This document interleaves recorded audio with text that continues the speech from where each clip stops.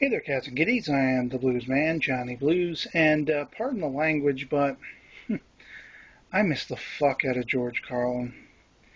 Been watching some video clips of Carlin's, before his passing in 2008.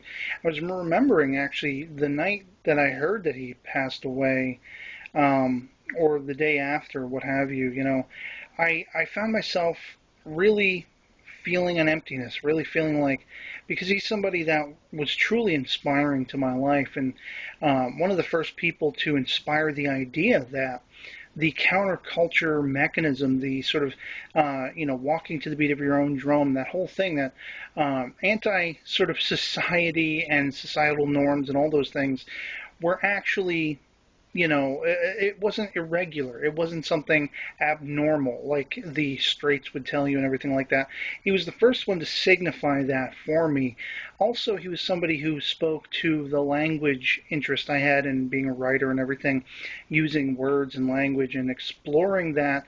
So I needed something tangible. I didn't have any of his old stand-up comedy routines or anything on VHS or DVD. And the first thing I actually ended up thinking of, strangely enough, because I think it was my first lifetime encounter with George Carlin, was the Bill and Ted movies, Bill and Ted's Excellent Adventure, as well as Bill and Ted's Bogus Journey. And I was in Target shortly thereafter, after he passed away, and I found a 2 DVD pack of those films, and I bought them up instantly, brought them home, watched them, and I kind of wept a little bit, wept, whatever you want to say. And I just feel like there's a void ever since we lost him in the commentating and observational and commentary, that kind of aspect of comedy, the rhetoric, the, putting humanity under a microscope, speaking out against government and organized religion and all these things. And I feel like, at least recently, the person who most quantifies that void for me has been John Oliver with the, Last Week Tonight, his HBO show. I've only been seeing clips on YouTube, but I feel like his comedy has been the most influential, at least for me. I really felt like before him, Jon Stewart with The Daily Show represented that a lot, very strongly.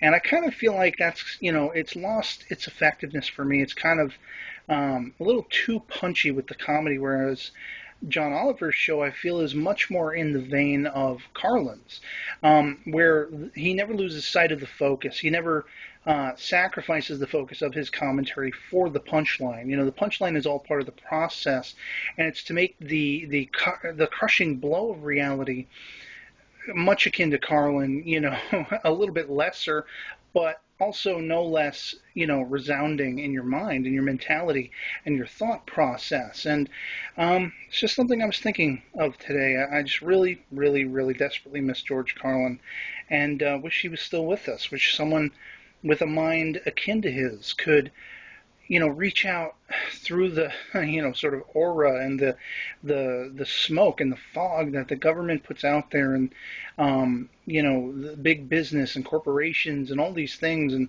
the tyranny of the rich. I wish somebody could speak to that as effectively these days as he did.